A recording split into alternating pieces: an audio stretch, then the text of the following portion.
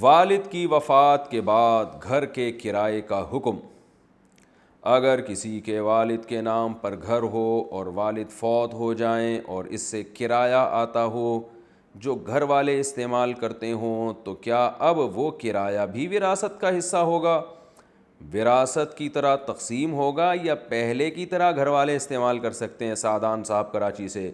نہیں سعدان بھائی، اب وہ استعمال نہیں کر سکتے۔ جب ابا کا انتقال ہو گیا تو جتنا کرایہ آ رہا ہے اس میں سارے وارثوں کو ان کے حصے کے بقدر اس میں سے کرایہ تقسیم کر کے دیا جائے گا۔ اگر کسی ایک کا بھی حصہ دبایا تو یہ غصب ہے، چوری ہے، گناہ ہے، حرام ہے، ناجائز ہے۔ وراثت میں بہت زیادہ شریعت نے احتیاط کا حکم دیا ہے، اس لیے اس معاملے میں سستی کاہلی نہیں کرنی چاہیے، سب وارثوں کو ان کا حق اس میں سے دینا چاہیے۔ والد کی وفات کے بعد گھر کے کرائے کا حکم۔ سعدان صاحب کراچی سے۔ اگر کسی کے والد کے نام پہ گھر ہو اور والد صاحب فوت ہو جائیں اور اس سے کرایہ آتا ہو جو گھر والے استعمال کرتے ہیں، تو کیا اب وہ کرایہ بھی وراثت کا حصہ ہوگا اور وراثت کی طرح تقسیم ہوگا یا پہلے کی طرح گھر والے استعمال کر سکتے ہیں؟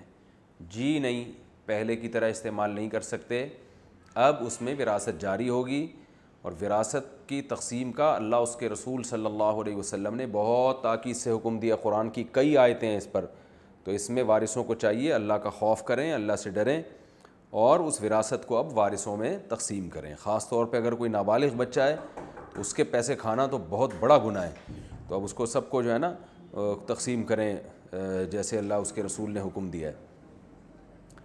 پراپرٹی پر زکوٰۃ ہے یا نہیں؟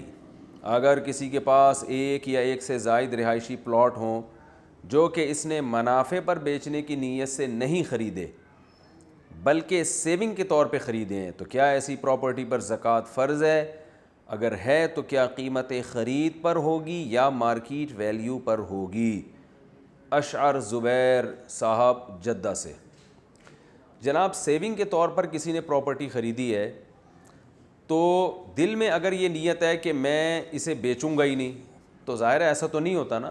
مکان جب بھی پلاٹ خریدا جاتا ہے، پلاٹ تو یا تو اس لیے خریدا جاتا ہے کہ اس پہ آپ مکان بنائیں گے، یا اس لیے خریدا جاتا ہے کہ جب پیسوں کی ضرورت پڑے گی تو آپ اس کو بیچ دیں گے، تو یہ بیچنے کی نیت ہی سے خریدا گیا پلاٹ کہلاتا ہے اور اس پر زکوٰۃ واجب ہے۔ خلاصہ یہ نکلا کہ وہ پلاٹ جو آپ نے بیچنے کی نیت سے خریدا تھا اور اب تک وہ نیت آپ کی باقی بھی ہے کہ بیچوں گا میں اس کو، یعنی گھر نہیں بناؤں گا اس پہ، میں بیچوں گا میں اس کو، تو اس پلاٹ پر آپ کو زکوٰۃ دینی پڑے گی۔ اور جب زکوٰۃ کی تاریخ آئے گی نا تو اس وقت جو اس کی مارکیٹ ویلیو ہوگی، یعنی جس پر آپ کا یہ خیال ہو کہ میں بیچوں گا تو اس قیمت پہ پلاٹ بک جائے گا، تو اس مارکیٹ ویلیو کے حساب سے آپ کو زکوٰۃ دینی پڑے گی۔